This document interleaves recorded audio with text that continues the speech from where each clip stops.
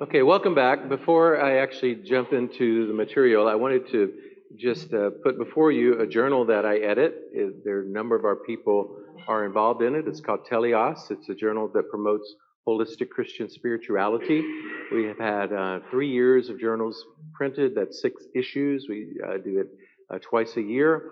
And there's a lot of interesting articles. There's also poems. There's also book reviews, as well as scholarly articles and general articles. And so I'm going to pass this around. Inside here is a QR code. If you're interested, just go on the QR code. There's also a new podcast that's come out called Thread by my friend David Pakta and also by my friend Hannah D'Souza. You might be interested in that.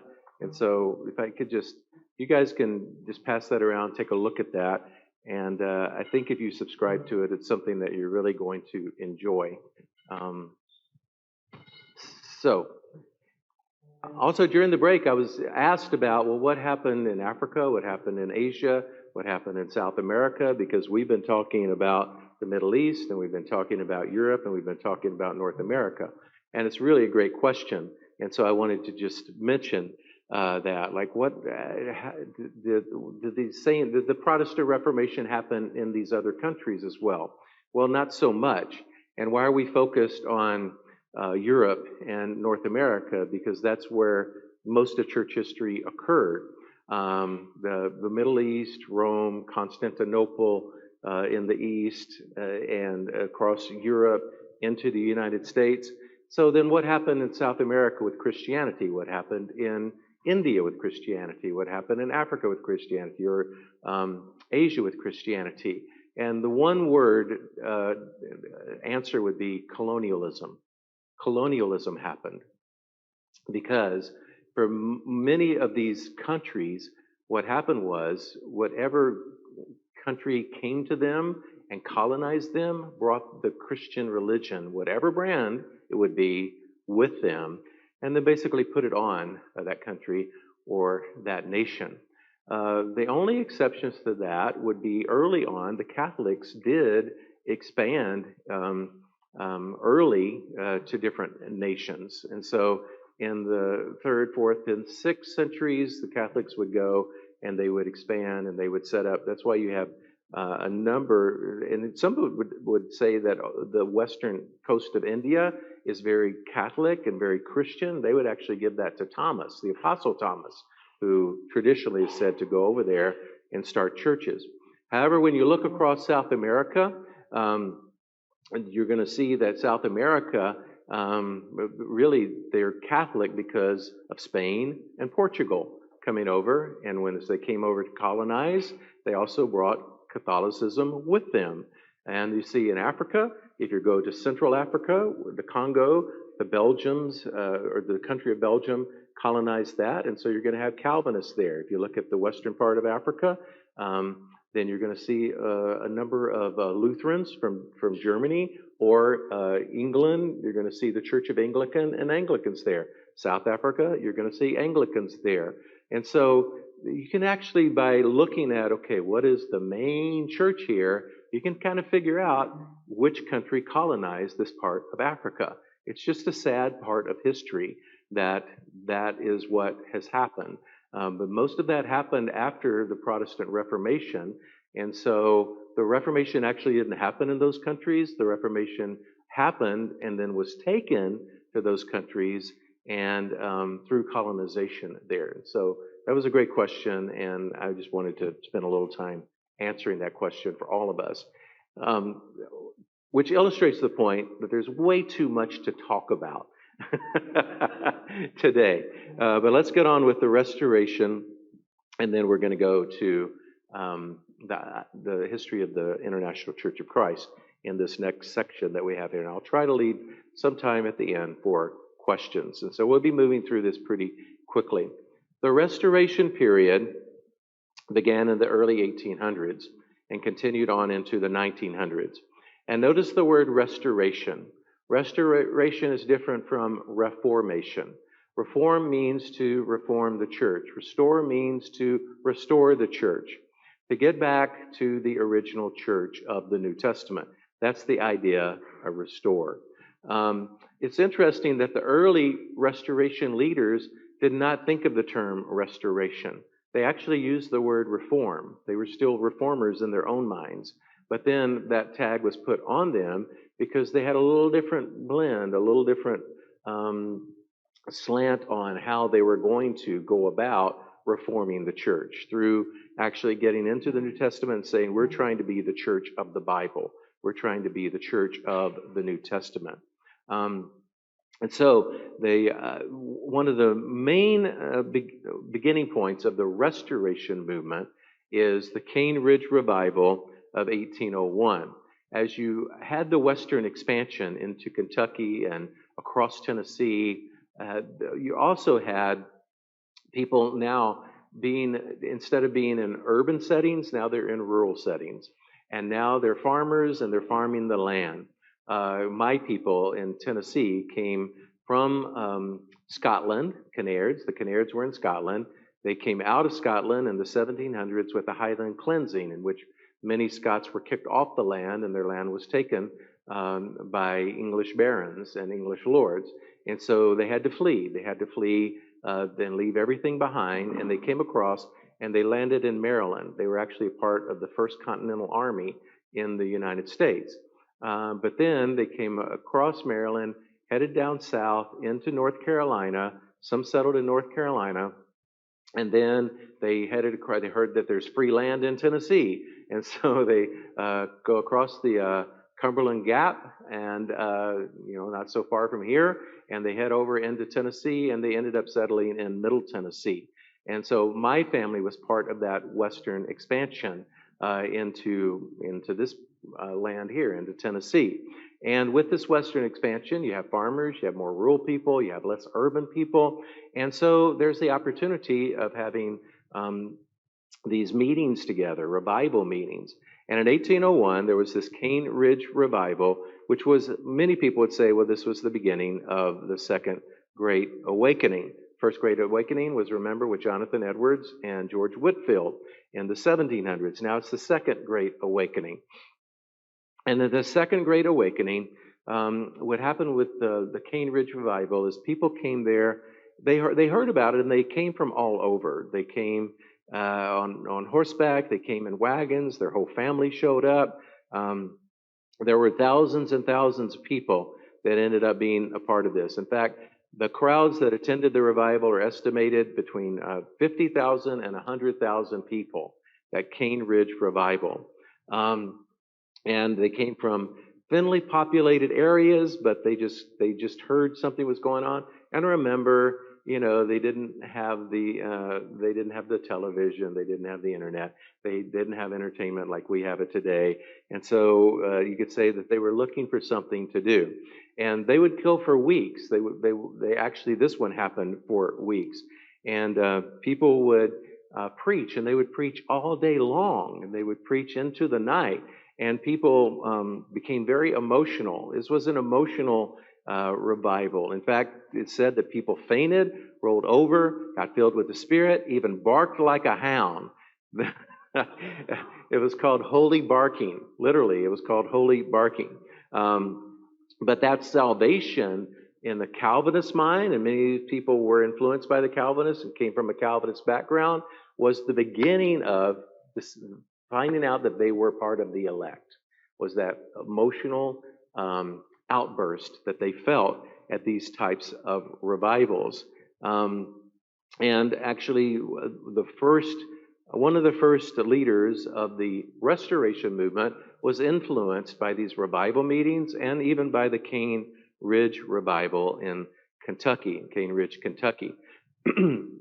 And so revivalism swept across America, and as revivalism swept across America, so did Restoration thinking, because many of the Restoration preachers started these types of revivals and would go weeks at a time into a city, preaching their Restoration principles, and sometimes whole churches would be persuaded to join the Restoration principles and come out of whatever background they were in, whether they're a Presbyterian church, and there were many Presbyterian churches, or a Baptist church, into what became the Church of Christ or the Christian church. And there are three main people. Just look at three main reformers. There are three main restorers at the beginning. And the first I will mention is Barton W. Stone. You see his dates there. He worked primarily in Kentucky, although he came from Maryland. He chose the law as a profession, but then he decided that under the influence of James McGready, who was one of the preachers at the Cane Ridge Revival, he decided, you know what, I'm going to go into preaching instead of following the law. McGready was a Presbyterian, and Stone was a Presbyterian at first. And Stone is noted for, with a group of people, penning what is known as the last will and testament of the Springfield Presbytery. So you can see Presbyterian there. You can see Presbyterian Church. When you see Presbyterian Church, you can also think Calvinism, because the Calvinism is Reformed Church. Calvinism is Presbyterian Church. I am fourth generation Church of Christ on one side and fifth generation Church of Christ on the other side of my family. And both sides before that were part of the Presbyterian Church. Many Presbyterians became part of the Restoration movement because many of their leaders came out of the Presbyterian Church. But he wrote this last will and testament of the Springfield Presbytery. And the first item in that reads like this. We will that this body die. That's the Presbyterian Church that they're a part of, the Springfield Presbytery. We will that this body die, be dissolved, and sink into union with the body of Christ at large. For there is but one body and one spirit, even as we are called in one hope of our calling. Well, you see two things there. First, you see that they no longer want to be Presbyterians. Instead, they want to sink into the larger body of Christ and just be the church. That's all, just the church. You see, secondly, the biblical language that's used to present that. That whole last part there is right from the Bible. And that was a heavy, well, let me put it differently. The Restoration ministers really believed in quoting scriptures and getting the scripture out in front of people and having a scripture, trying to have a scripture for everything that they did.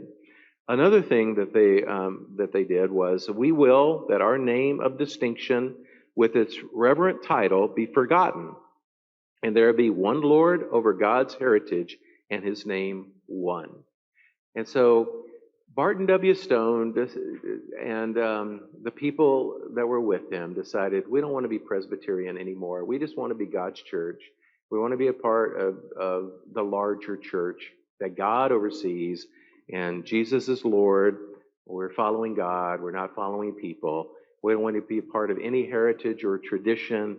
We want to get past tradition and just follow the Bible and do what the Bible is saying. Now note, that is happening in Kentucky. So that's happening what would be considered at that day and time in the West. But there are other people that are going to be saying the same thing. And specifically, Alexander and Thomas Campbell are going to be saying the same thing. Let's start with Thomas Campbell. Actually, let me say one more thing about Stone. You're going to see a difference in what Thomas and Alexander do and what Barton W. Stone does. Barton W. Stone, he wanted to just give people a chance, basically, to leave their sectarianism. That was a huge word for them. Leave their sectarianism, leave their names behind, and just be Christians and Christians only. He didn't really care about forming an organization. He didn't really care about forming another church. He wasn't into, okay, we need to all rally together and be the same under one umbrella. No, we can be a lot of separate umbrellas that look up to God, and we're trying to worship God by following the Bible. And so why don't we do that? And let's not get in everybody else's business, and let's not all be the same, create the same institution, that sort of thing. Thomas and Alexander are going to be a bit different than that, in that especially Alexander is going to be more mindful of we need to do this together, and we need to be of the same, under the same umbrella together. And so Stone's take on things, when you really look at it, he was very benevolent in this approach, just calling people to be of the Bible and to follow Jesus. Campbell became a little, well, yeah, a bit more militaristic in his approach. And that was a huge difference between the two people. And honestly, that difference still exists in the restoration movement today and and can also influence our own hearts today. And so we need to be aware of that. Okay, let's move on to the other two. This is Thomas here. He was born in Ireland in 1763, and his father was a Catholic. But then he became a member of the Church of England, and then Thomas became a Presbyterian minister.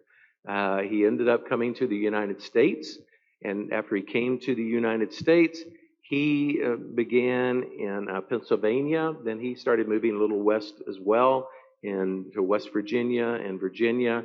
And his family was still behind in Ireland, living there. But let me see here. Here we go. There's some dates there. Let me go back to that. Okay. There's dates for Thomas Campbell there. But let me go on to his main contribution to the Restoration movement. He wrote something that's known as the Declaration and Address. This is September 8th, 1809. And in the Declaration and Address, some would mark this, not the Cane Ridge Revival, as the beginning of the Restoration movement. And so he has a number of things to say in his Declaration and Address, and I will give you a few of them. You can actually go online and you can find Campbell's Declaration and Address, and it's free of charge, and it's not long. You can read it very easily, and you can see everything that he has to say in this. It's a very important document for the Restoration movement. But there are 13 propositions. I won't go through all of them. Let me start with number 3. That the Bible is the only rule of faith and practice for Christians. In other words, throw out doctrinal creeds, throw out the Nicene Creed, throw out the 7 creeds of the Catholic Church, throw out the creed of Calvin, throw out the creed of Luther. Let's just go by the Bible and just the Bible. And that is actually the mainstay of the Restoration movement. Let's be Bible Christians. That the Old and New Testaments alone contain the authoritative constitution of the Church of Christ. But notice that word constitution, because it sounds very American, doesn't it? Yeah, and these guys are going to be influenced by America, especially Alexander. Alexander was a part of the First Constitutional Congress of Virginia. Some say that Campbell probably would have run to be president of the United States. This is his son, Alexander, except he wasn't born here in the United States. He had huge political influence in the state of Virginia. Okay, number 5, that no human authority has power to amend or change the original constitution and laws of the church. Number 7, that differences of opinion with regard to such inferences shall not be made a test of fellowship or communion. And so there are things to be obeyed in the Bible, but there are things that you can infer from the Bible. And those things that are inferred from the Bible, they shouldn't be a test of fellowship. And so that was a part of his Declaration and Address. Number 10, that divisions among Christians is anti-Christian, anti-scriptural, unnatural, and to be abhorred. Okay, now that's where Stone would be more benevolent. Stone would give people time. And Stone would say, yeah, we don't want to be sectarian, but look at how long it took me to come to this opinion. I'm going to be patient with people. Whereas the Campbells were more like, this is anti-Christian, anti-scriptural, unnatural, and to be abhorred. Number 11, the neglect of the revealed will of God and the introduction of human innovations are and have been the causes of all the corruption and divisions that ever have taken place in the Church of God. And number 12, that all that is necessary to secure the highest state of purity and perfection in the church is to restore the original ordinances and constitutions as exhibited in the New Testament. Okay, so this is where Campbell is coming from, and this is what he has as part of his restoration ideal, is that we're going to get back to the Bible, we're going to follow the things of the Bible, the things that are in the Bible, we're going to follow them exactly the way that they're written. If the Bible said it, then we're going to follow it. And if it's something that's inferred, like he would say, for example, that um, military, being a part of the military is inferred. It's not something that's mentioned specifically in the Bible. So we're going to have some leniency with that. But baptism, no, we're not going to be lenient. You're going to baptize adults and you're going to baptize them for the forgiveness of sins and end of the story. They didn't start there, but they got there toward the end of their lives. That's where they got.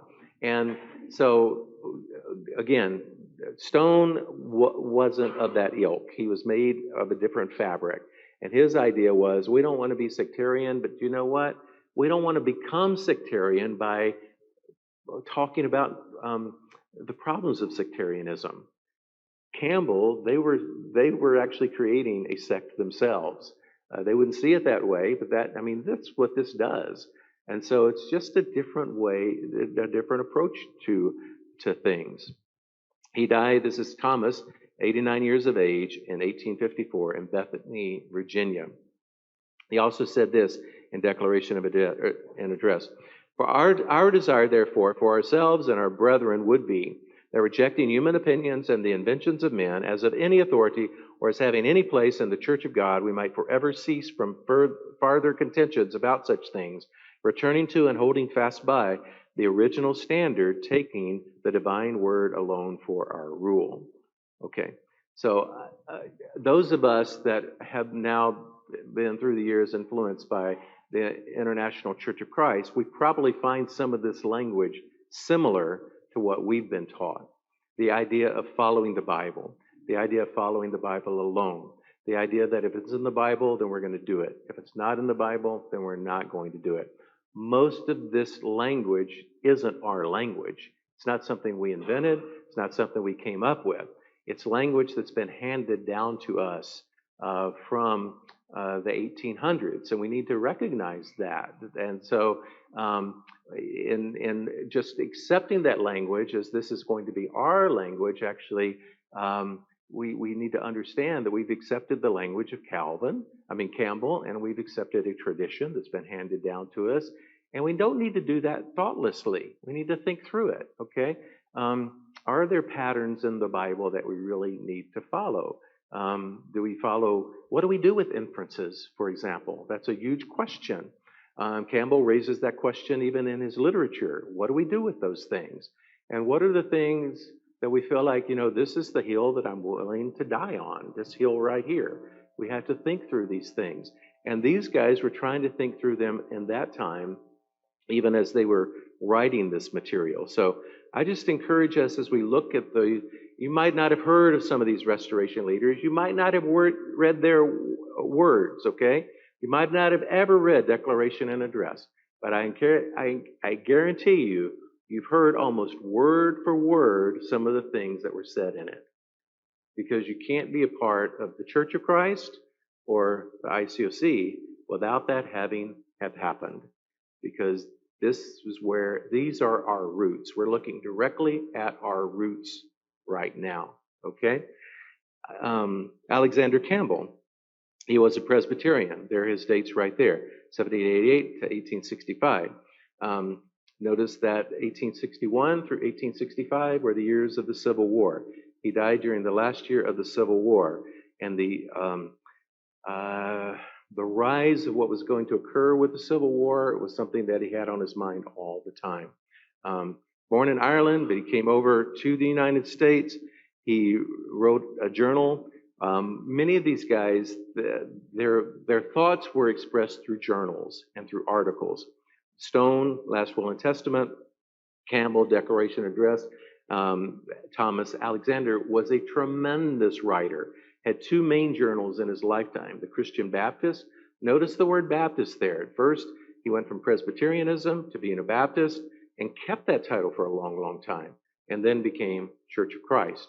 But then his last journal was called the Millennial Harbinger, because he believed that he would see the millennium of God come into the United States. Was very much pro-United States. As a teenager, he longed to be saved, but he had a hard time finding a salvation experience. which meant that you were part of the elect, according to Calvin. And so eventually he recognizes, that really isn't biblical. And he saw that infant baptism wasn't scriptural as well. So he looked for somebody to baptize him. And he found Matthias Luce, a Baptist minister, who performed his baptism. This was in 1812. And later Thomas, his father, and his mother, Campbell's wife, were baptized as well. And then 13 others were baptized, and they started what was known as the Brush Run Church, named after a place. Here's this place, Brush Run and Church. No Presbyterian, no Baptist, no sectarian title along with that. Let me just mention something about this early movement. This is from the New York Baptist Registry in 1830. Okay, Mr. Campbell's paper, that's the Christian Baptist, and their vigorous missionary efforts are making great achievements. It is said that one half of the Baptist churches of Ohio have embraced the sentiment and become what they call Christian Baptist. It is spreading like a contagion through the western states, wasting Zion and its progress. In Kentucky, its desolations are said to be even greater than in Ohio. So in 1831, they are making headway through Ohio and Kentucky, and even this Baptist publication notes the work that's being done and how many people are coming over to the restoration thought. Campbell said a number of things. He talked against sectarianism. I have no idea of adding to the catalog of new sects. I labor to see sectarianism abolished and all Christians of every name united upon the one foundation upon which the apostolic church was founded. To bring Baptist and pedo-Baptist, that's adult Baptist, child Baptist, to this is my supreme end. He wanted to combine groups, get rid of sects, but unfortunately, that didn't occur the way that he thought it was going to occur. They met in 1824. I'm talking about Stone and Alexander Campbell had some talks together. They recognized that they were kind of on the same page, but there were some differences in what they were doing, and really a great difference in their disposition of how they were approaching this restoration cause. Gonzalez writes, the disciples of Christ were born as a response to the denominationalism of American Christianity. The founders of the movement, Thomas Campbell and his son Alexander, had no desire to found a new church or denomination. Their purpose was to call all Protestant Christians to unite through the proclamation of the gospel in its original purity, with the firm conviction that Christian unity could be achieved by a common return to primitive Christianity as he understood it. Campbell launched a program of reformation that eventually, much against his original designs, led to the formation of a new denomination, the Christian Church, Disciples of Christ. And so that's his summary. I don't think I need that slide. Fine. Let me talk about some of the slogans of this movement. Where the Scripture speaks, we speak. And where the Scriptures are silent, we are silent. That was one that in a particular conference, I forget the year, but I think it'll come up in my next set of slides.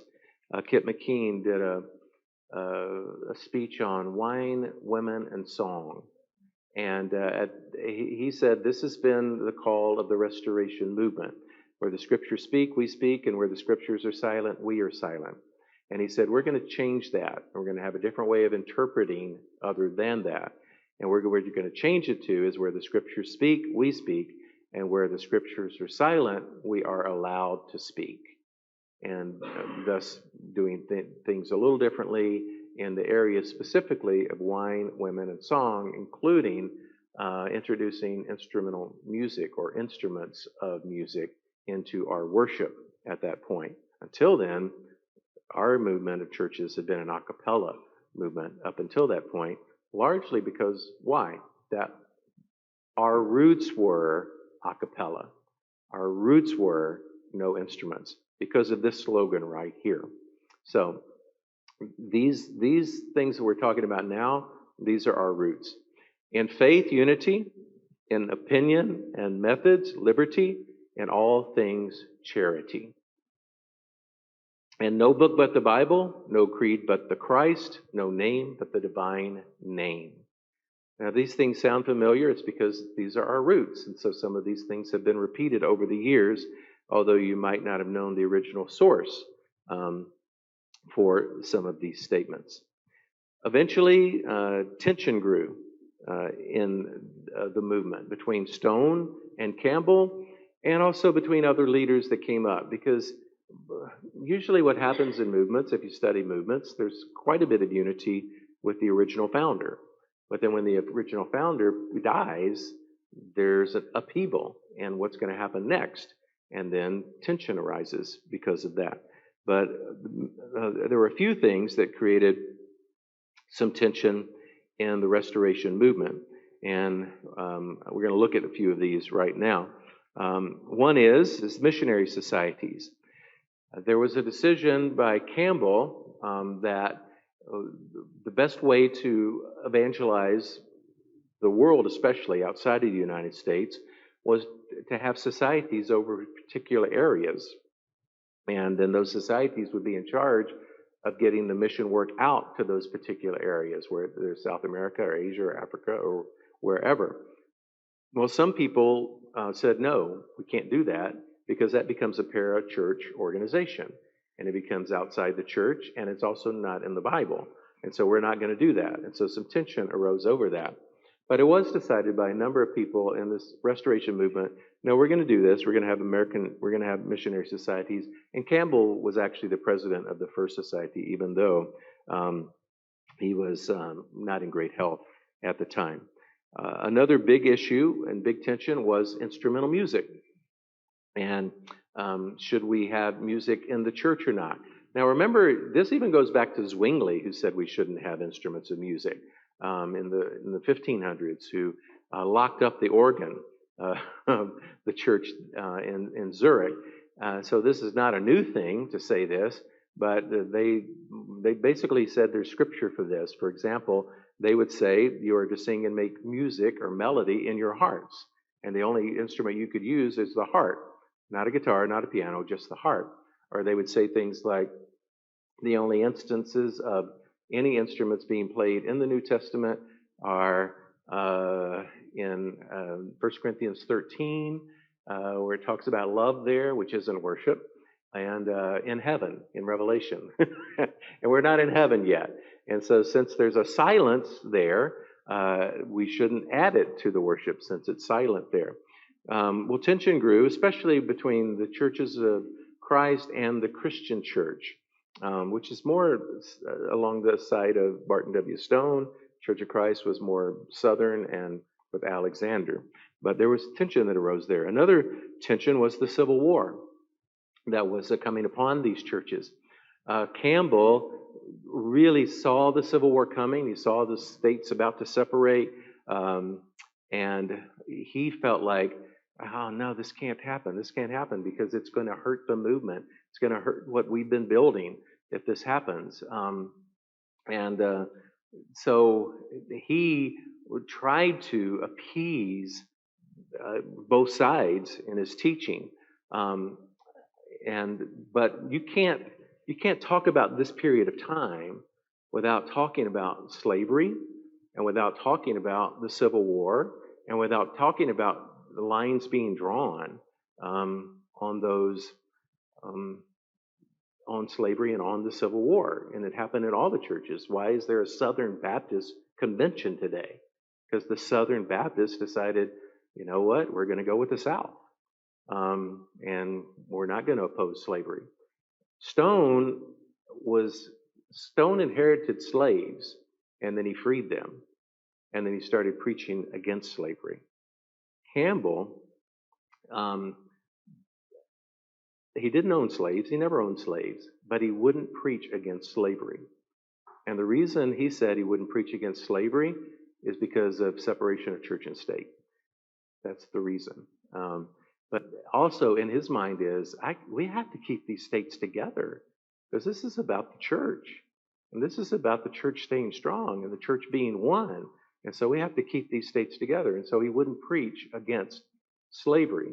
If he were asked, he would say, I'm against slavery, but he wouldn't stand up and be an abolitionist.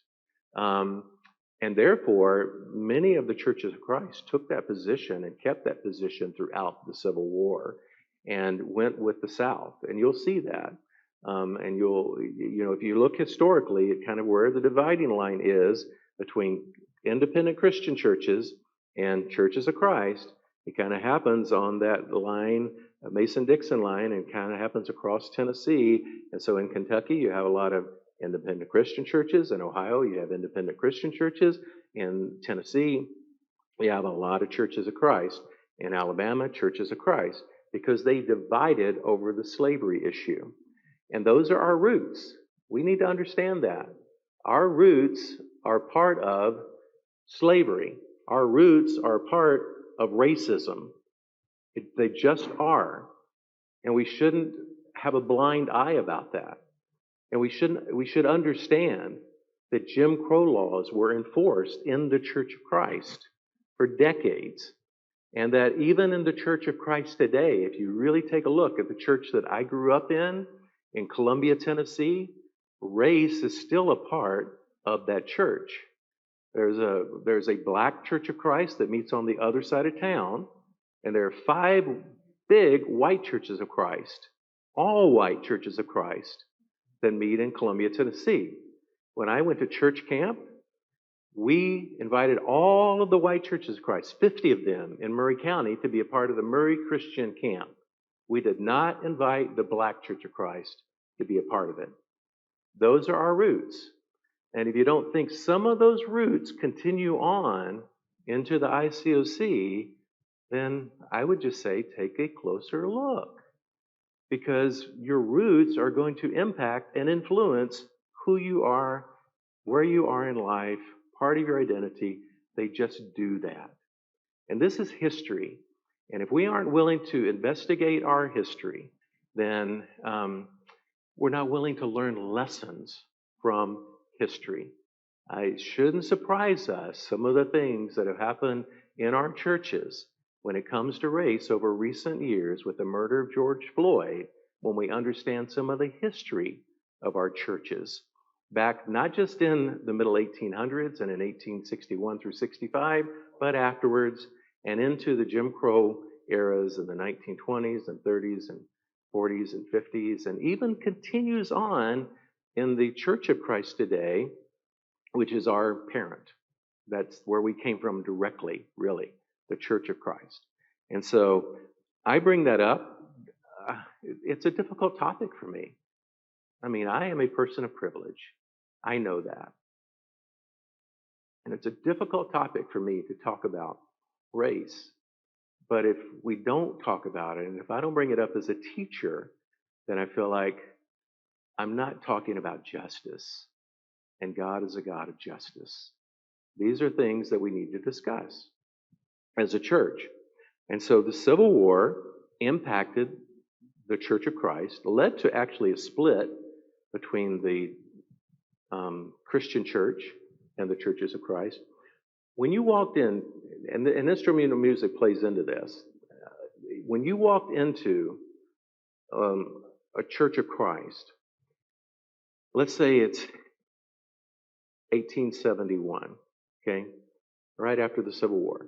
When you walked into a Church of Christ and you walked into the building, you couldn't tell where they stood on abolition or on slavery. You would have no idea just by looking around the room, okay? But if somebody went up and started playing a piano, then you know they're part of the Christian church and they're against slavery. And so let me leave. Or if they started singing a cappella and there's no instruments of music, then they stood with the South. They stood for slavery. So again, let me leave or let me stay based on where you were. Instrument of music played into this whole race issue in the churches there. And the Civil War was a huge part of the roots of the founding of the Church of Christ. And even to this day, if you were to visit, and You know, I love the school that I went to, Freed-Hardeman College. And I studied Bible at Freed-Hardeman College. It's in West Tennessee. It's in Henderson, Tennessee, kind of between, well, very close to Jackson, if you know where Jackson is, about an hour or so from Memphis. Um, but I basically went to an all-white school, Church of Christ, all-white school. Um, I didn't have a single professor at that school that wasn't white. And if you were to go there today, you'd see the same thing. There's just been a little progress made there. Um, and I think even in our churches, we need to look and see, okay, we say that we are more diverse, and we are, for sure. But what's the comparison to? All white? That, and also, how are we doing in our diversity when it comes to leadership is another thing that we need to take a look at. And so this is part of where you take history and you see your roots and you realize, let me take a little deeper look here. And I'm just trying to say it as an example of that. And then the last was ecumenism, and that means, are we going to accept everybody or not? And that's what Stone would do. Stone would say, let's accept everyone and get to the point where we're all worshiping God together, and some of these things that we consider important, they're not really all that important, like instruments of music, for example, or how we take the Lord's Supper, how often we take the Lord's Supper, those kinds of things. But Campbell was very strict. If you're going to be a part of our group, then you have to do it our way. And so ecumenism became a part of it. So that in 1906, they had a split between the Churches of Christ and the Christian churches. And today there are three movements specifically that came out of that split. The first are the Christian Church Disciples of Christ. Now pay attention to that title because it's different than the next slide. There's just a slight difference. The Christian churches, Disciples of Christ, they identify as being disciples of Christ, and they are the most ecumenical of all of the Restoration churches. They basically accept everyone and all kinds of teachings, and Texas Christian University is a part of this group, and I know a number of people from the Christian church, and their headquarters used to be actually in Nashville. I think they just moved it to Louisville or Lexington. I can't remember which. But that's one group. The next group is the Christian church, and the Christian church being independent. So you have Christian church, Disciples of Christ, Christian church, independent. They're two different groups.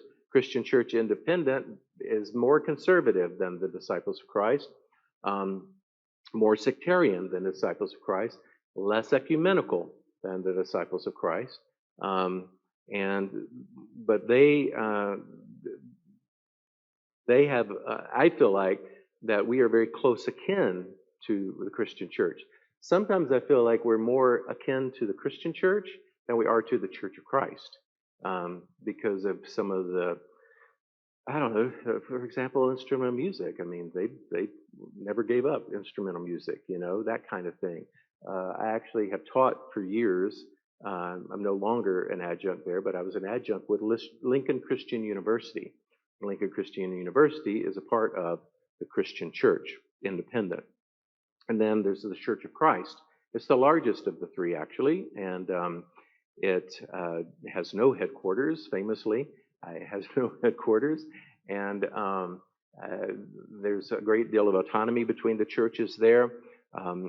There are a number of universities connected with it, like Abilene Christian and Pepperdine, Lipscomb University, and many other universities as well. Oh, the Christian church, actually, if you're familiar with Johnson University, which is right here in Knoxville, that's a Christian church school. And there are a number of people that are on faculty there, like Susan Gorman, who helps out with Telios and things like that.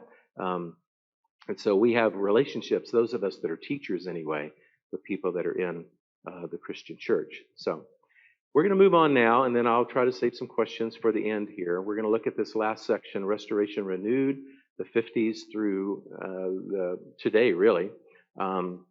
And we're going to move into talking about the ICOC.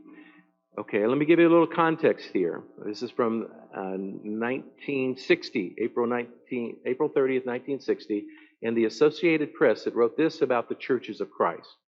like the will o' the wisp, this movement called the Churches of Christ is nearly everywhere in the country today, yet nowhere in particular.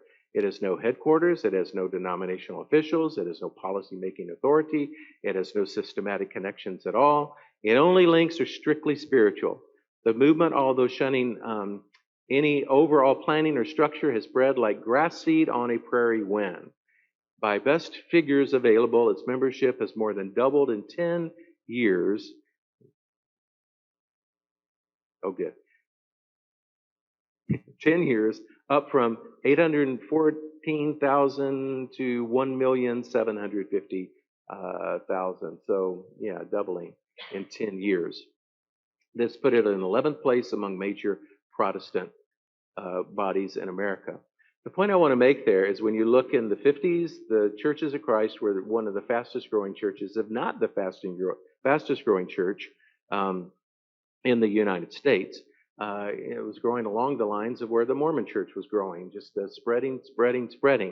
But then in the 60s, there was a bit of a cooling off period.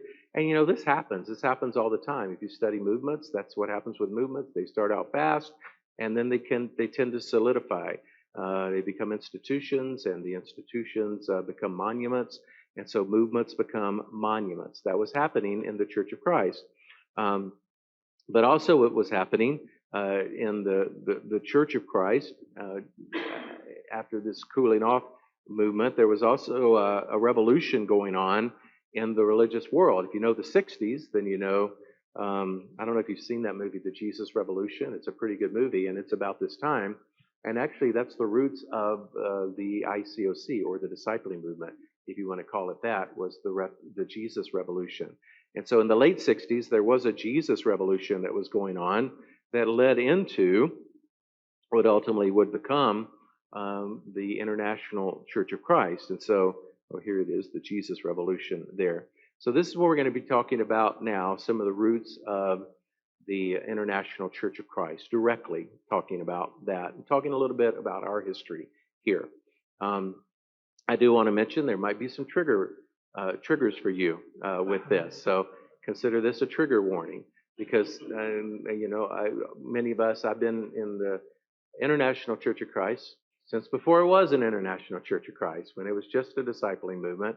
And I've been with the New York City Church for 40 years, but I was a part of the movement even years before that, before I moved to New York and became a part of the New York Church. So I don't know, 45 years or more been a part of this. And so I get triggered by some of these things because we made mistakes, but have I mentioned a church yet that didn't make mistakes? That's part of growing, is that we do that. But we need to learn lessons from these mistakes, right? Which is why we study church history, is to learn our lessons. So in 1967, Chuck Lucas went to Gainesville, Florida, a place that I can proudly say I've never been and have no intention of ever going, because there's a certain university there that I will have nothing to do with whatsoever. Yeah. But he went to Gainesville, and he worked with the 14th Street Church of Christ that later changed its name to the Crossroad Church of Christ. And so before there was an ICOC, before there was a discipling movement, there was the Crossroads movement. And when you read the literature, like literature from Gospel Advocate and publications like that, at first they talked about us as the Crossroads movement. And they looked at it as a movement. It was not a church itself. It wasn't trying to operate outside the Church of Christ. It was just a movement inside the Church of Christ, which is where a lot of movements start in a particular group. And they started what was known as Campus Advance, because they focused primarily on campus students in this movement. They worked through soul talks, small group Bible studies. Does that sound familiar? Oh yes, remember Wesley and how he started. And they also capitalized on the culture of the time, which was a Jesus culture at that time. I don't know if you know, like the Doobie Brothers, Jesus is Just All Right With Me, and songs like that. Spirit in the Sky by Greenbaum, I think, wrote that. But that was the culture back then. And so they capitalized on that. And they also had prayer partners, these people that just developed into discipling partners. And, when you look at these things, there's nothing wrong with soul talks. There's nothing wrong with small groups. There's nothing wrong with prayer partners. But when things become move toward monument and move toward institution, there become rules that get attached to some of these things. And that's where some of the problems start. In 1967 through 1979, they sent out their leaders to other churches. And so they would send out, for example, Wyndham Shaw, who ended up in North Carolina, the Triangle Church, where my wife would attend over the summer. She went to Fried Hardeman, that's where we met. But over the summer, she would go there. She lived in Henderson, very close by, and she would go to some of their devotionals. The first time I found out about the Crossroads movement was from her. Um, and what they were doing in their devotionals and things like that. And I was introduced to the movement through her by just meeting people that were part of. They were part of the Church of Christ. I didn't see them as anything other than these are Church of Christ people. They're just a little more focused on relationships, a little more focused on prayer partners, a little more focused on evangelism and small groups, these kind of things. But eventually, what happens and even biblically, what happens when you put new wine in old wineskins is that there's a split that can happen there, and that's what happened in many of these churches because the youth and the zeal and the enthusiasm of the campus group was different than what was going on in the rest of the church, and so. And honestly, when you have youth, also you have rashness, and sometimes you have a little bit of pride involved in it. And why can't the old people be like us? That kind of thing. And so it ended up to there being many splits in these churches to the point that it just became apparent that this Crossroads group was going to be different than the Church of Christ, and we might as well just recognize that and see that. In 1979, Kip moved to Boston, became a part of started leading what was known as the Lexington Church of Christ there. He was invited in to lead that church. So with the 30 would-be disciples that I'm sure that many of you have heard about through different speeches over the years, they introduced not just prayer partners, but discipling partners, and thus the discipling movement began. There was this remnant theology that was mentioned earlier, brought about from a number of scriptures. And Kip had this really huge speech about the remnant. But the idea is that God has always worked through a remnant. Now he's going to work through this remnant known as the discipling movement. And then there came a time in which there was a rejection of the Church of Christ with the discipling movement, papers that were printed, especially in the Gospel Advocate. I read some of those while I was in college. And also, I would say it was vice versa. There was a rejection of the discipling movement with the Church of Christ saying, we're not going to try to be a part of the Church of Christ anymore. We are fine having separate and independent fellowships, one apart from the other. And so let's just go our own way here. Let's separate and let's go our own way here. And so that begins to materialize in the 70s. And then in the 80s, you have a sending out of churches from the Boston church. The Boston church sent out to Chicago a church planting in 1802. So now the mindset is, let's not go into an existing church. Let's just plant churches. Too many problems have occurred by going into an existing church and an existing culture. And honestly, it is hard to change church culture. So let's just take our culture and let's plant a church. So they went first to Chicago, and then they went international. They went to London in that same year. In 1983, 40 years ago, in June of 83, they planted the church in New York. 18 disciples came from different parts of the country, and they planted a church in New York City.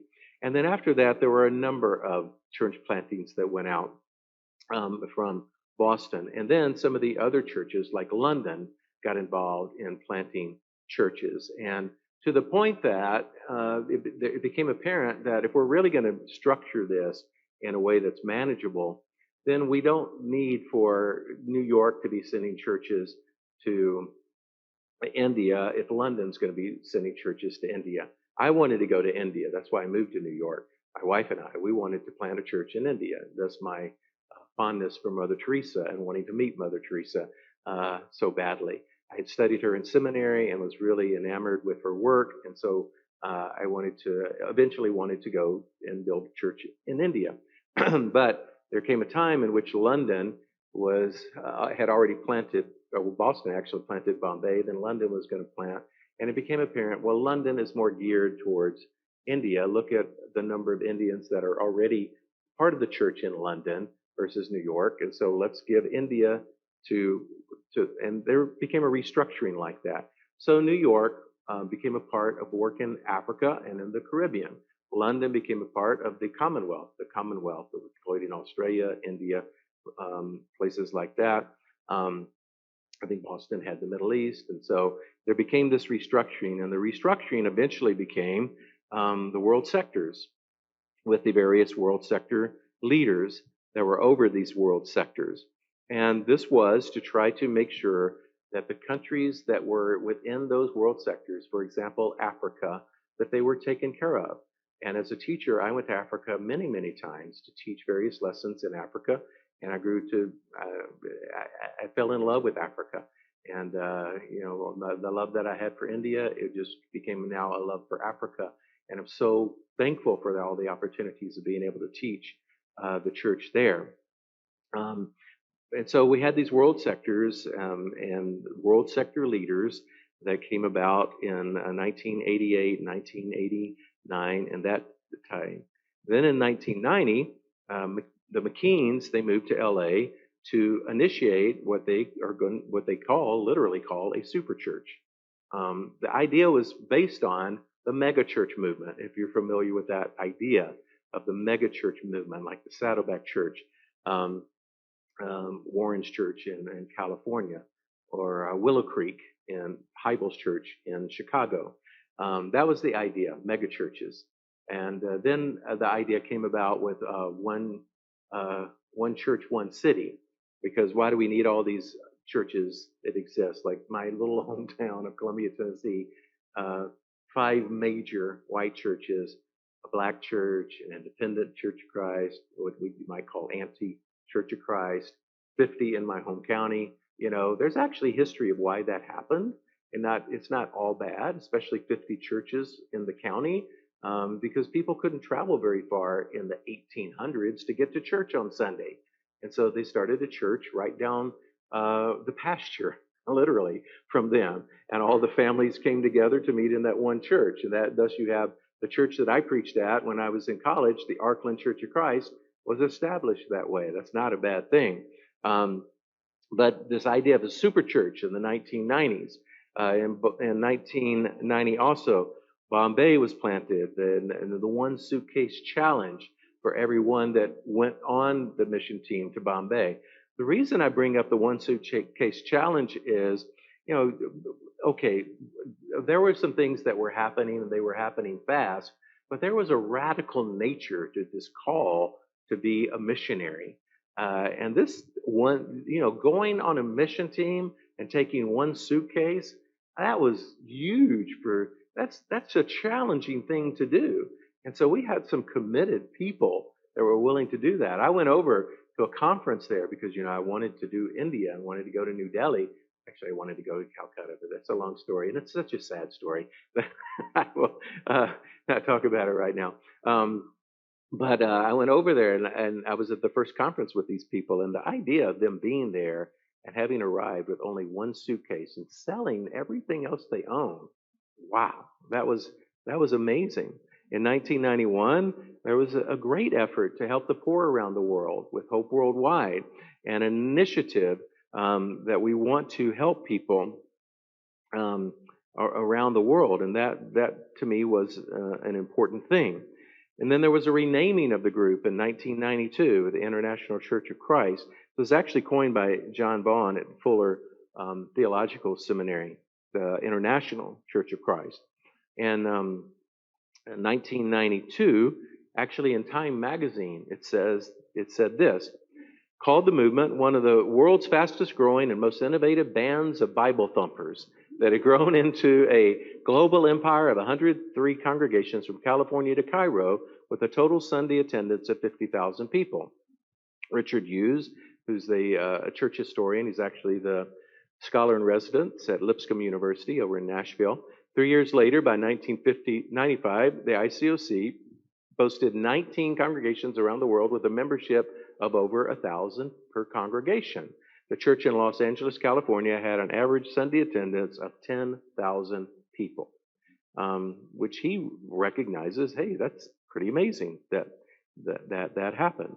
Then in 1994 comes the Evangelization Proclamation. Some of you know of this. It was a written proclamation that was then read in our churches, and I'll give you a taste of it. On the fourth day, and you can find this stuff online, it's easily available to you. On the fourth day of February in the year of our Lord, 1994, we, the world sector leaders, issue this proclamation. We place before each true disciple the unanswered and most ancient of Christian challenges, the completion of the Great Commission. We affirm and assert that Jesus' last command to the 11 faithful disciples was to evangelize the world in their generation. Obeyed by the apostles, this guiding command extends to each succeeding generation, yet has not been accomplished again for almost 2 millennia. As God's modern day movement, the time is now for each true disciple to go far beyond any feat of faith or deeds or daring witness to this hour. In this proclamation, we issue such a challenge. And so they come up with what's known as the 6-year plan. And this 6-year plan was a plan. I'll just read a little bit of it here. Presently, there exist 160 churches with a city of at least 100,000 people. Disciples are only in 49. Therefore, in the presence of God and Christ Jesus, who will judge the living and the dead and view his appearing and his kingdom, we give you this charge. And notice there the blending of Bible language with practical admonition. The same thing that the restoration leaders did 100 years earlier. Give to God your dreams, energies, health, finances, intellects, families, and yes, even your life to plant churches in the remaining 111 nations by the year 2000. And so, as we head toward the end of that millennium there, when the Jubilee approached, churches were planted in 107 plus nations, so reached the 159, 42 churches with 1,000 in attendance, 15 churches with 3,000 plus, and 7 with 5,000 plus. But in the midst of all this growth, there was fracturing happening, and fracturing was happening in the churches, and fractures were happening in the leadership, and honestly, we overextended ourselves trying to meet this declaration, this proclamation. And so in 2001, a book came out called Golden Rule Leadership by Wyndham Shaw and Gordon Ferguson. And they talked about how leadership needs to follow the golden rule of Jesus and needs to be first concerned about loving God and then loving people and caring for people. And we shouldn't be harsh. It shouldn't be over-under type of leadership. We should smash down the hierarchy, and we need to level things out. And there were some great principles that were taught in that. And then in 2002, you have Kip's resignation because people began to push back on his leadership. And he sent a letter that was read to our churches. And on November 7th, 2002, part of it reads, "My most significant weakness is arrogance, thinking I'm always right, not listening to the counsel of my brothers, not seeking discipling for my life, my ministry, my family. I've not allowed Jesus' example of humility and leadership. Other sins manifested themselves through my anger. My anger has often shut people down and worse yet fostered an environment where people were afraid to speak up. I did not respect those whose leadership gifts could have complemented my own." And the outcome of all of that, I mean, to sum that up, basically it becomes toxic leadership. That's toxic leadership. When the leader is arrogant and the leader won't listen and the leader operates from over-under, it becomes toxic leadership. And not only was that in Kip's life, but it was in the life of a number of people across our ministries. And then he says, "I would like to apologize to all the Christians and all the churches for things I have done that have tempted some to drift from God. I take full responsibility for how my sins have spiritually weakened, that should be weakened and embittered many in our churches. Okay, now I will move on to 2003. That's 2002.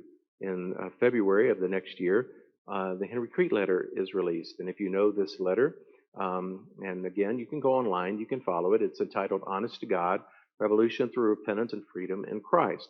Henry points out a number of things that he felt like were going wrong in the churches of the independent, in the International Church of Christ. I'll read a little bit of it. An open letter to elders, teachers, and evangelists of our fellowship of churches. Dear brothers and sisters, my fellow servants in Christ, grace and peace. God has been good to us. He has demonstrated much love to us since the beginning of our movement. Countless miracles, signs, and wonders have occurred before our eyes and the eyes of our sons and daughters. Many who are now disciples, untold blessings have spread at our feet. Who would have imagined all this had been accomplished? The heroes, the sacrifice, the answered prayers, all the churches and countries. Truly much grace and power has been lavished on us by God, as well as great patience. However, at this moment in our brief history, I have never been more alarmed, even ashamed of what we have become, or more grief-stricken for my own sins and helping to deepen our current problems. And then he's going to go down and he's going to list 40 concerns that he has. Very much like Luther had 96 concerns that he had. In a letter, he writes, here are my 40 concerns for the church. And he wrote things, and I'll just read a few of these, just if you haven't read it, to give you a taste. We have had well over 250,000 men and women leave our church. Number 2, related to this, but hardly the only reason, there is now an entire subculture of enemies and critics that simply will not go away until we publicly admit and apologize for our mistakes of sins. Number 4, he mentions the cult of personality that exists in the church. Number 7, he mentions super apostles. That's the biblical term that he's relating to world sector leaders in our churches and people with too much authority, that type of thing. He even mentions Kip's resignation letter. He says, although sincere, it is not enough. And he goes down, he talks about how we use the kingdom as if the kingdom equal ICOC. Instead of the kingdom being the kingdom of God, this giant umbrella that God oversees, and part of it happens to be, a little part of it, the church, and even a little part of the church, ICOC. He mentions conformity is not unity, and a number of honest, it is honest to God. It is really big concerns.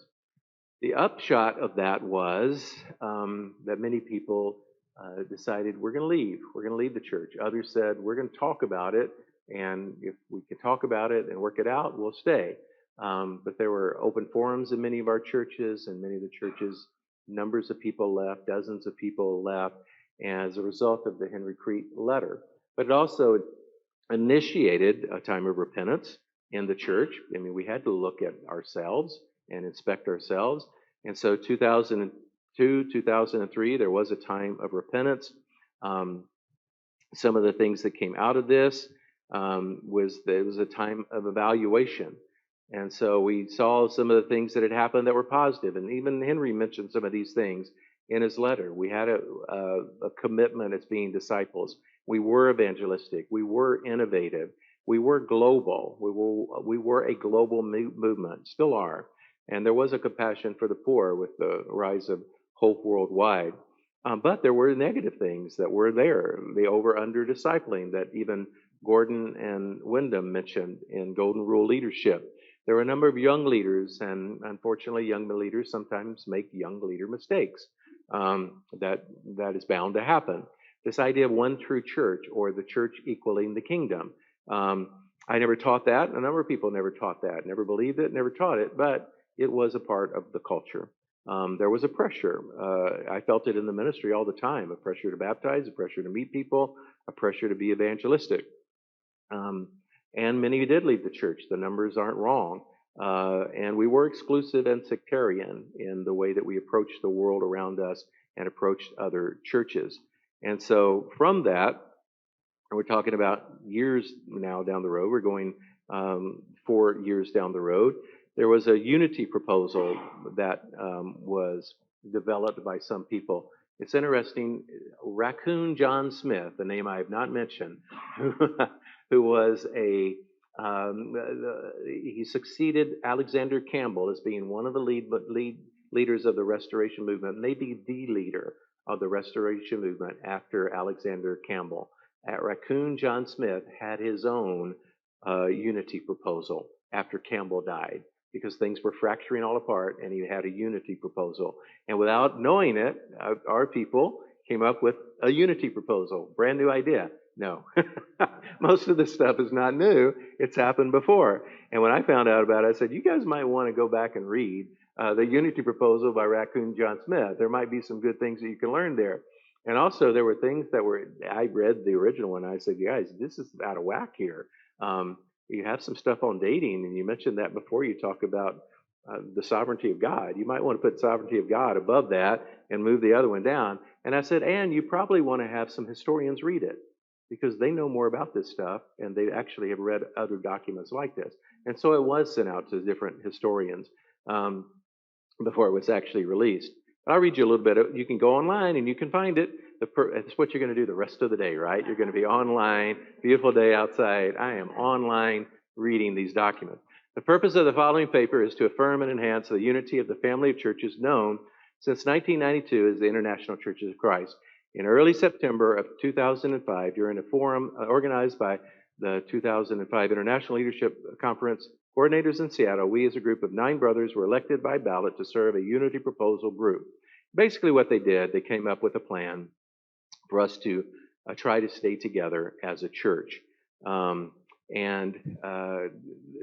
then we started having some meetings, and we started regrouping, and we started realizing, you know what, we have a shared history together, good and bad, all of it.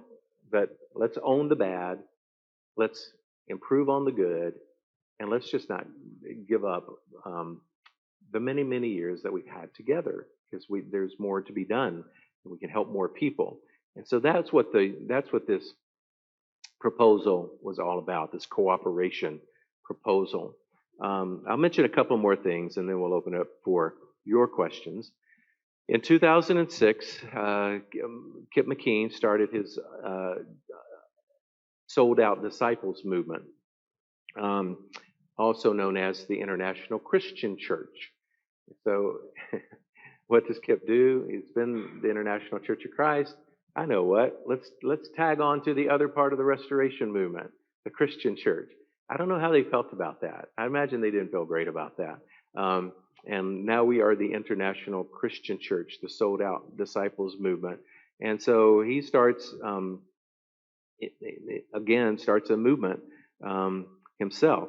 A couple of other things. In 2012, the World Discipleship Summit in San Antonio, Texas, came together with, 10, 15,000 people coming together to show, we've been through some tough times and we've made some big, big mistakes, but there's more for us to do. And there was some great energy that came out of this summit in 2012. I also want to mention Andy and Tammy Fleming. Andy Fleming wrote a paper called Let Each One Be Careful How He Builds. And you can find it on teachicoc.org. There's a few good documents from the ICOC on the teacher site, teachicoc.org. And Andy did a thorough study and I think it was in a master's program that he was doing at Abilene Christian on the growth of our churches and also how many people left our churches.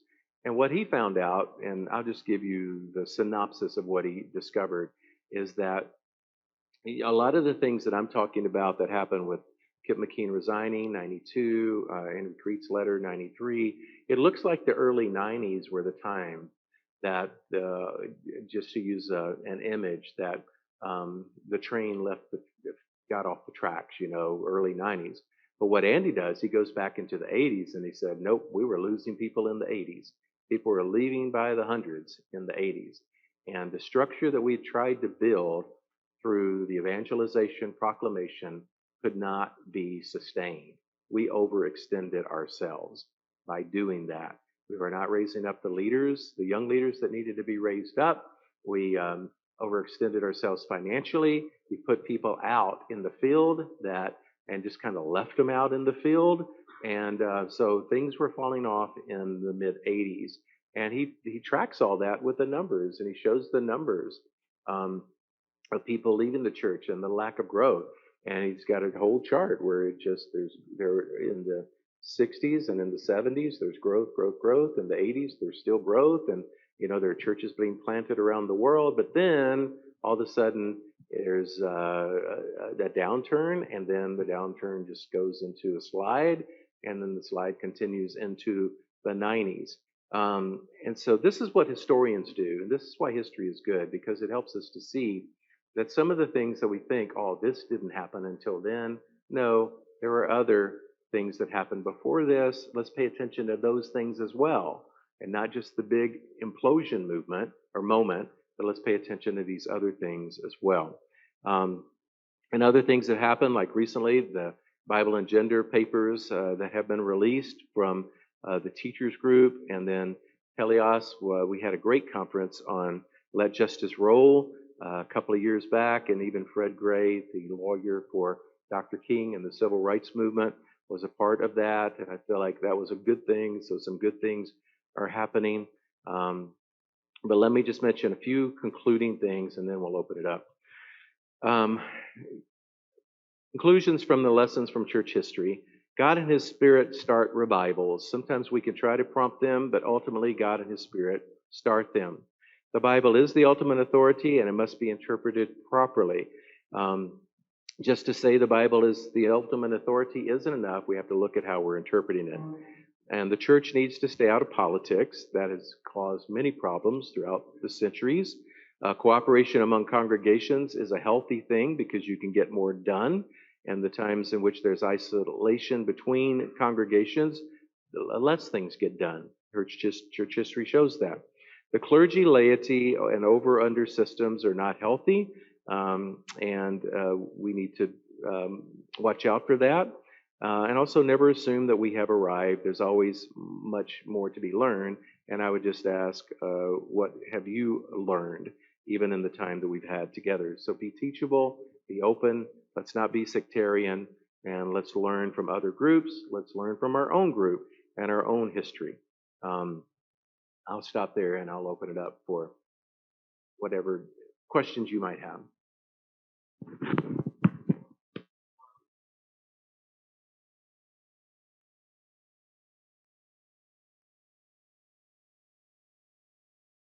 Okay. You mentioned the unity proposal. Was that primarily for the family of churches in the ICOC? I think there was also, if I remember correctly, there was like maybe around the same time also an effort to have more unity with the traditional churches of Christ. There was at the same time. There was a meeting at Abilene Christian University that I actually went to, and that was to try to mend some fences between us and the Church of Christ leaders. And it was a really, really good meeting, but it was in the same time. It was all after that 2002, 2003 implosion, in which there was a sense of, let's look at ourselves. And also, let's see how much we have, because we could say, well, the Church of Christ kicked us out, but that's not historically what really happened. And so let's look at how much we need to see are pulling back from the churches of Christ, and even in our language and even in our literature, excluding them, that kind of thing. And so there were some really, really healthy talks there. So both things happen simultaneously. Yeah. I guess just a comment. I forgot. I was around, for most of this since 1987. I forgot that Kip actually resigned before Henry's letter. I thought Kip resigned after Henry's letter, so that was interesting. But with the sold out discipling movement, any thoughts you'd like to share about what they're, what's going well there? Like anything we can learn from that, or even be united with them? I don't know. Just any random thoughts about his current movement. You just tossing me a softball to say anything I want about this sold-out discipling movement. I really, I don't have much firsthand time with them, so it's mostly what I've read. But even in the literature, it doesn't seem like much changed from the discipling movement to the sold-out discipling movement, and the idea of remnant thought, kingdom thought, and some other things that should have been looked at, that kind of thing. And so, yeah, I'll just leave it at that. Yeah. Questions up here? We'll go here, and then we'll go here. I'm wondering if you could speak to, obviously, historically speaking, as well as maybe what you've seen as successful church models now, based on our history of, I think one of the big topics is the control, the over-under. Yeah. Obviously, there were things about the control that worked. Yeah. Right? It was Yep. effective. I mean, telling people what to do, kind of being clear on expectations, holding people accountable. However, we know that blew up because the motivation wasn't necessarily from their hearts. So now, as we're trying to encourage one another and help one another, I'm wondering if you could just speak to that, of what you've seen from history. As you even pointed out a couple of historians that kind of took the different, where the success lies as far as how we work together as a body to help each other be the most effective. Good. That's a great question. First thing I would say is that leadership in itself is not bad. Leadership can be a really good thing. Jesus was a leader. Paul was a leader. You look at throughout the Bible, and you see some great leaders in the Bible. And so leadership in itself isn't a bad thing. What I would say, what's important is for leaders and for everyone is the heart. The heart, to me, is the most important thing. Because when leaders lose the perspective of why am I doing this? I'm doing this because I love God, and I'm doing this because I love other people. I love God with all my heart, soul, strength, and mind, and I love my neighbor as myself. When leaders lose that perspective and they're doing it to build the institution, or they're doing it to build their own name, then the train goes off the tracks.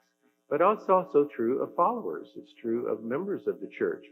When our hearts aren't properly motivated, then the same thing can happen, and we can go off the tracks as well. There's a little 3-letter word that I feel like that is crucial in everything that we do in life. And it is the word why. Why, with a question mark behind it. Why is the key to motivation. If you read the works of Edward Deci, he studied motivation for years and years and did some phenomenal work in this. He says that the key to motivation is understanding why you're doing things. And as leaders, we need to be clear about why we do what we do. And in the decisions that are being made, why we're making this decision. As members of the church, it needs to be the same. And honestly, I would say that as members of the church, it's just as important for us and crucial for us to answer that question every day of our lives. Tomorrow we'll be getting up and coming back here for worship and another time like this, hopefully a little more positive and a little more first century and second century good stuff. But I would just say, why? Why are you doing that? Why? That's important. And at the center of it all needs to be Jesus. Jesus needs to be the center of it all. And if we're doing it to build an institution, if we're doing it to make a monument for ourselves, if we're doing it with arrogance, then we're off track, and we got to get on track. And so, to me, the structures don't matter as much. And I mean, how do we do it? Do we do it with small groups like Wesley did? Do we do it with larger assemblies like the megachurch movement did? You can do it both ways. And you can help people be disciples of Jesus both ways. So you can go to house churches, or you can continue to meet in assemblies. There's lots of ways to do church. And the thing is, when you look in the New Testament, there's not one blueprint of how to do church. To me, the crucial thing is keeping Jesus at the center of it all and asking why. Why are we doing this, and why am I doing this? And church history, I think, bears that out. Okay? Like right here, in the front.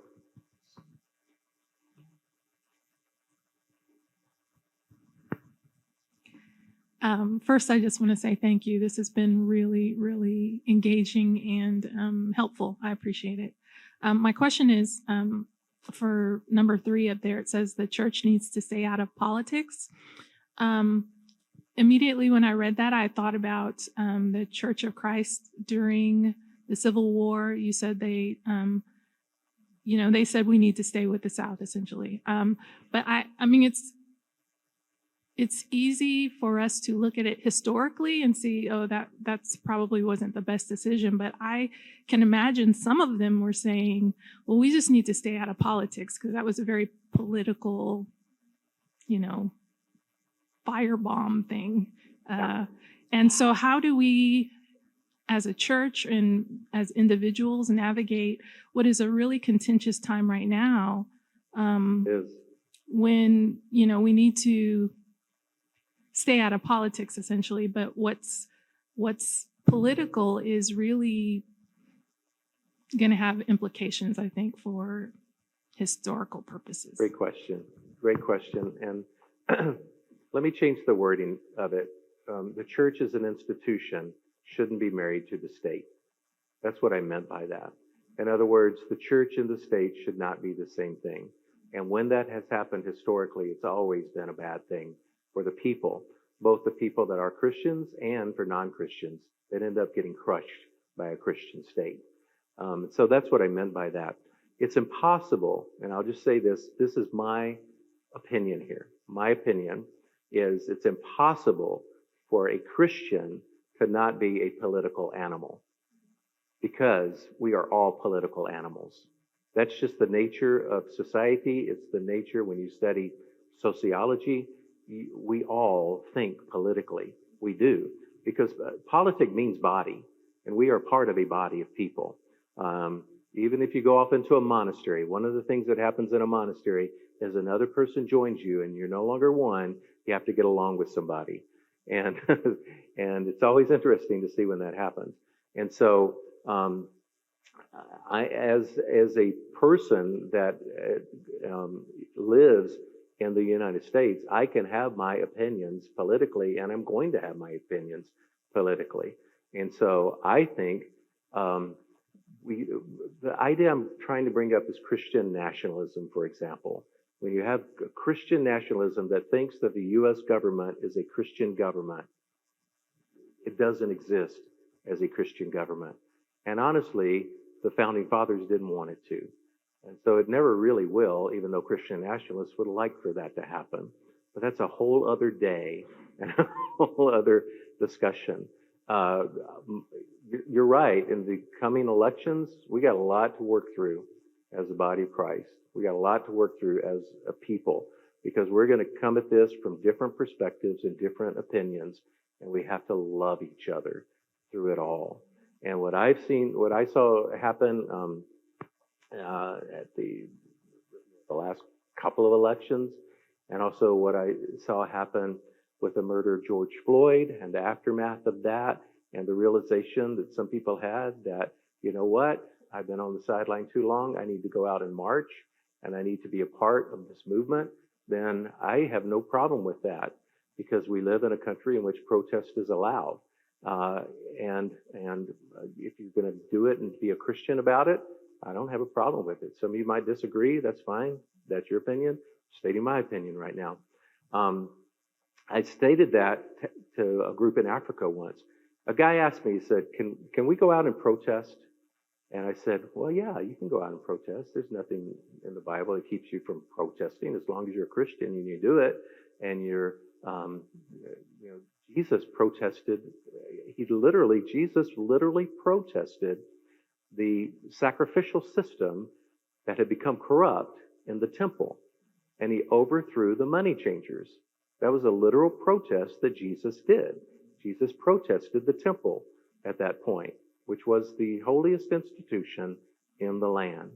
And then this kind brother from Africa said, but if I do that, I'll probably be shot in the street.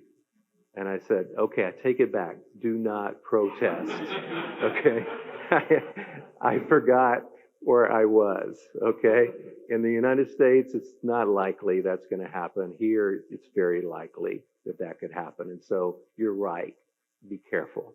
But thank you for bringing that up. I'll change the language because that language is poor language.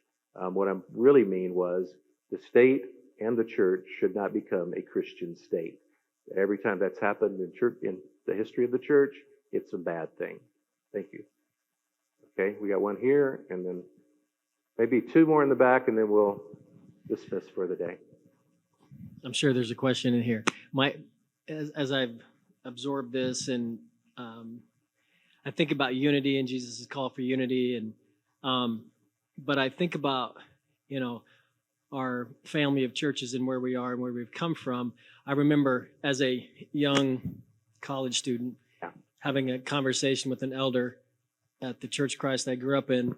Basically, I'm leaving, and here's why. And I was 23 or whatever, and now I'm that older guy having that conversation.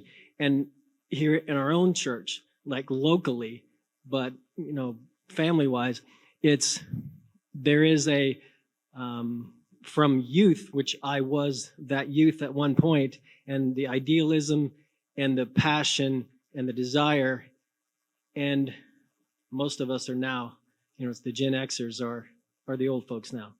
And I just think about what's the lesson to learn, because as I look back at that time, would I have done something different? I might have. I wouldn't have done anything different. I still would have made the move I made, and there was reasons for it. And yet the call for unity. And I, you know, recently read a book. I almost said Jackie Chan, Francis, and I'm sure Jackie would have wrote a great book too. But the call for unity, and I just think about how our family of churches are going to respond, especially to the younger generation who has some valid qualms and desire for us to not be stuck in the mud, so to speak. Yeah, it's a huge discussion. It needs to happen at multiple levels in the church, not just at, you know, some leaders getting together to discuss it, but teachers need to discuss it, elders need to discuss it, church members need to discuss it because we need to understand that young people are a vibrant part of our community. And when we were young, we were bright-eyed and had dreams.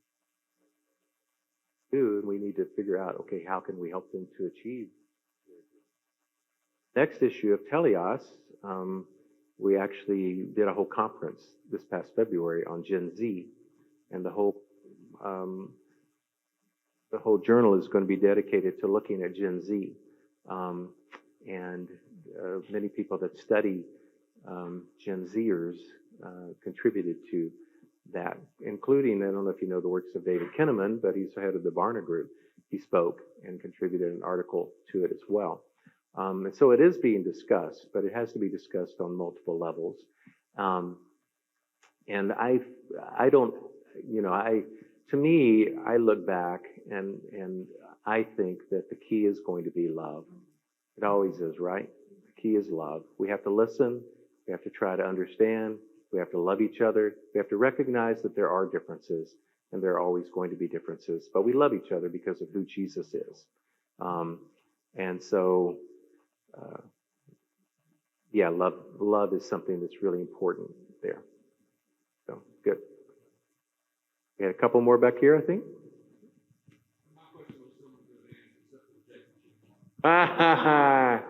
Yeah, okay. All right, so one more. I know in terms of timeline, you kind of have to lump in the Anabaptists with the Reformers. Yeah. But I was curious, like when I'm like trying to learn about the successes and failures and radicalism and lack of radicalism in the past 200 years of American Restoration movements, like, do you see any major value or maybe pauses for concern in looking to the Anabaptists as an older movement, kind of in line with parts of our tradition, like for inspiration in our continued attempt to be like the first century church? Do I see any problems with doing that? Do you see like any major points of convergence or divergence with their theology and praxis that we could learn from? Oh, definitely, definitely. There are points of contact between us and the Anabaptists, for sure. I think one is obviously the adult baptism that we do, that they were willing to die for. But also their idea of separation, again, of church and state is something that I think that we can learn from them. I think that divergence is that there were, even within the Anabaptist groups, there were sectarian groups within the Anabaptist group. And we have to be careful. We can learn from that we don't become sectarian even on ourselves, which is very difficult to do. But they had a group that with Munster who started a rebellion and ended up being executed because of that. And so that's an area. And this idea of them being a total 100% pacifist is something that I feel like we should study. And they really based their teachings on Jesus and the Sermon on the Mount. And I wouldn't base our teachings or our thoughts on Anabaptist thoughts there, but I would be challenged by their thoughts to go back and look anew at the Sermon on the Mount and what Jesus has to say about loving your enemies and that type of thing. And so I think that in our churches, we could definitely be challenged by the Anabaptist to not just with that one issue, but with all of the Sermon on the Mount, to spend more time in those 3 chapters of Matthew. That is the constitution of Christianity, the Sermon on the Mount. And the closer we can get to what Jesus was saying there, the closer we'll get to Jesus himself. So, thank you. Oh, do we have one more? You have one? Yeah. Oh, So I have it. one more question. So in terms of the timeline with the Bible, I know during Constantine, it was, put together, whatever. Yeah. At that time, were Christians, did they agree upon what came out of it? And like years later, like how did the different reformations and restorations change with that? I know at some point in time, the Catholic Bible has the Apocrypha. Mm-hmm. And, when England broke away, did they do their own thing? Did they have their own? I know they had King James or whatever, but in terms of like a timeline with the things that you were talking about with the Bible itself.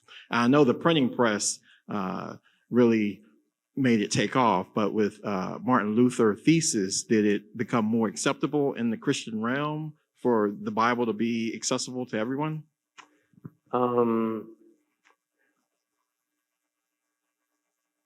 The Bible became much more accessible to the common person with the invention of the printing press. 2 reasons. Number one, more books could be printed and they were affordable to not just the rich people, but to the general population. Secondly, more people became literate. And there was a push towards people being able to read. Didn't matter if you had thousands of books if no one could read.